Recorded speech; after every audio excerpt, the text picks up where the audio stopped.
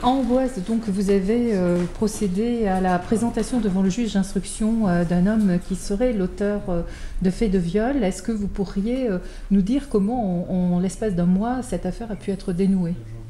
Alors, ce sont des faits effectivement qui ont été traités de manière assez diligente par les enquêteurs de la brigade des recherches d'Amboise.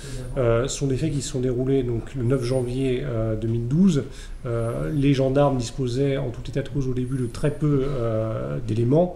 L'enquête va néanmoins s'orienter rapidement vers d'autres faits d'exhibition sexuelle qui vont apparaître au tout début, en tout cas comme étant distincts des faits de viol qui avaient généré l'enquête au début. Très rapidement, un lien va être effectué entre les deux procédures, lien qui va permettre d'établir un profil d'individu, individu qui sera reconnu finalement par la victime, et cette reconnaissance sera confirmée par les prélèvements ADN qui auront été effectués sur les vêtements de cette victime et qui correspondront bien évidemment avec la personne interpellée.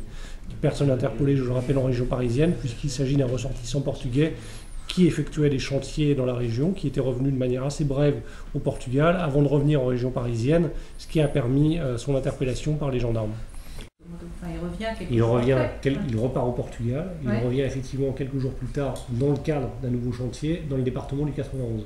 Et c'est là effectivement, à partir du moment où les gendarmes avaient cette fois des éléments quand même importants pour le mettre en cause, qu'il va être interpellé en région parisienne. Puisque quand on le contrôle effectivement, après la description qui avait été fournie initialement, les éléments étaient relativement ténus. Et il est bien évident que pour placer quelqu'un en garde à vue, ça signifie d'avoir un minimum d'éléments à lui mettre sur son compte. Ça a créé un climat particulier en Amboise, ces affaires d'exhibition et de viol ?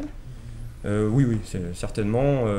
Il est vrai que rapidement, en fait, les gens ont eu à connaître, d'une part par le fait des multiples faits d'exhibition, se sont vite inquiétés de ce type de faits sur la commune, et d'autre part ont eu à connaître aussi du fait de viol qui a été quand même assez violent, et qui fait que forcément ça crée une émulation au sein de la population.